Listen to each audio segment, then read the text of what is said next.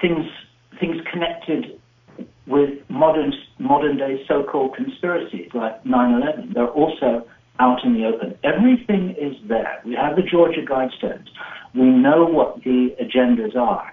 We're told what the agendas are.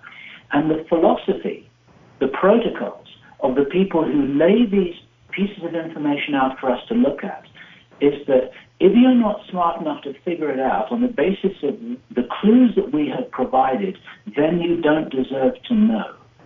I believe that this is a rationale that they have that's been guiding them for decades, maybe hundreds of years, maybe thousands of years, that for the people who are able enough to get themselves in a position to deserve to know, then they will find a way to know. And this is another aspect of the whole disclosure phenomenon which we're discussing here. And rather than have a kind of like a kind of parental view, as children might look towards parents saying, well, please tell me what my worldview should be. I need to have it from you first, formally and officially. It might not be that way. It might be that there are protocols operating such that we shouldn't be told. When I say when I'm describing it that way, I'm describing it in the mindset of the people who are operating according to these protocols, that the smartest people will figure it out. It's all there in open sight. And therefore, why should anyone need to confirm this? It's right there. And I think that all of us would probably very strongly agree with that. And maybe this is another way of saying that we need to let go of this kind of dependency that we've got on authority systems to confirm that, as David would say, to confirm that we're not mentally ill, to confirm that we're actually smart enough to see what it is that's in front of our eyes. Another comment I want to make is about the whole thing about dates and occult significance. This is something that I was given to understand relatively recently, that it was very interesting for me personally.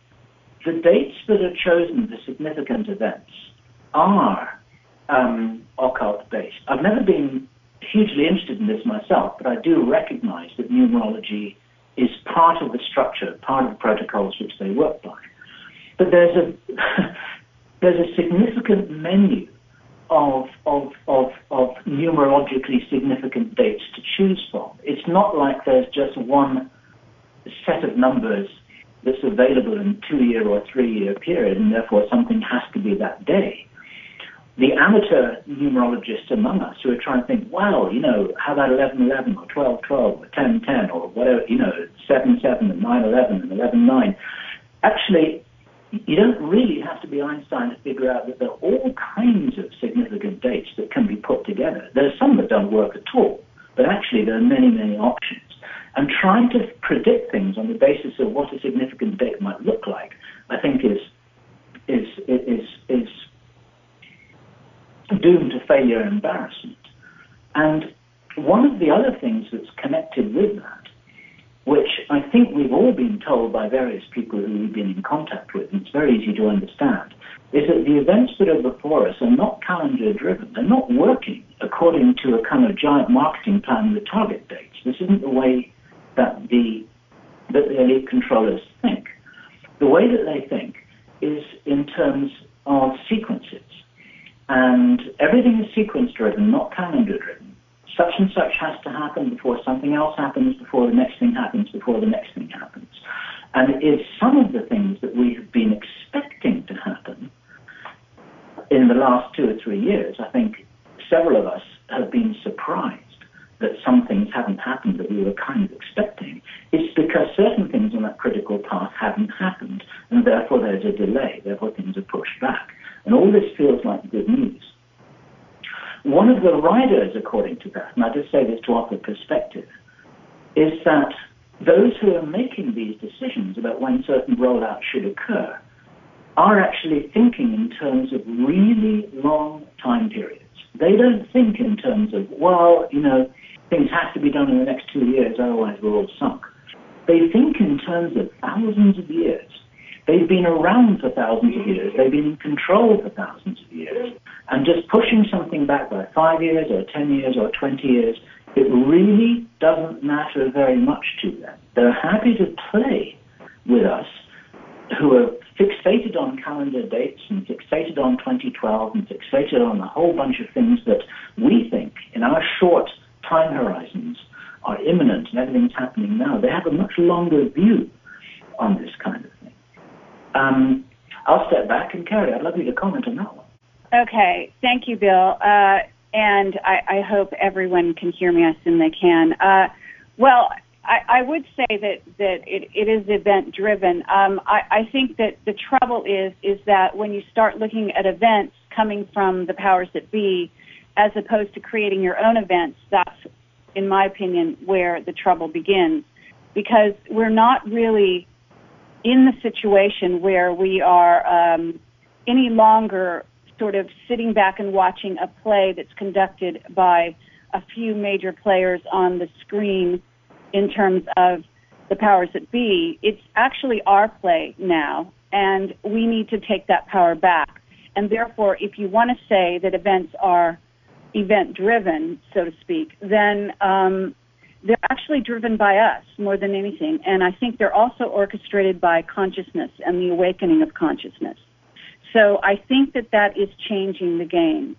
And I do believe that the occult significance of certain dates will definitely give you a clue as to when the powers that be are going to come up with something to change the game, so to speak, from their perspective, or even the negatively based ETs, if you will. But ultimately, this is our game. So that's kind of all I have to say about that, and I would rather continue the discussion with Richard and David at this moment, and then what I would like to do is open the mics for Richard, David, and Bill, and that way we'll have a conversation from this point on, obviously keeping in mind that we need to allow each person their time to talk, and I would try to switch the cameras accordingly. So at this point, I've unmuted David, Richard, and Bill, and what I would ask is in your cases, unless you have something to say, and you're certainly welcome to step in at any time, just mute yourself on your Skype or on your live stream video at the top of the monitor if you are not talking, just to alleviate any feedback issues that we have from this point on. But I'd like to widen it into more of a discussion, back and forth at this point. Kerry? Yes.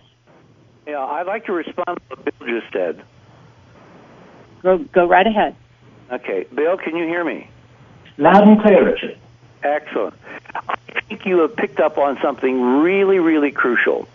When we say calendars, even if we use the word ritual, people think of a 7-day calendar, a month calendar, a yearly calendar.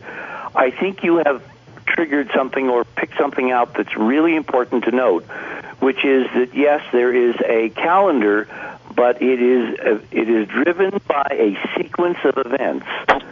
And if the events don't take place on their specific day, meaning they match a whole series of ritual numbers or times, or, I mean, these guys are incredibly ingenious at figuring out ways to correlate these so-called ritual numbers. They will pick another date, and they will change the time, and they'll change the personnel, and they'll change it so that the number sequence of that new date corresponds ritually, mystically, to whatever intent they have in doing the whole plan. Unless you really get that down, and I'm so pleased that you have finally had your epiphany, Bill, you finally understand that's what they're doing, you really can't make any sense of what's going on day to day on CNN, because things appear, unless you have this secret code key, to be random. In fact, they're not random. For instance, I'll give you an example. I said at the top of the show, at the top of this teleconference, that we have to look more and more at the bleed-through between mainstream events and the events in the so-called paranormal UFO, ET, alien world, the events that we all deal with on a daily basis, and most people, even a lot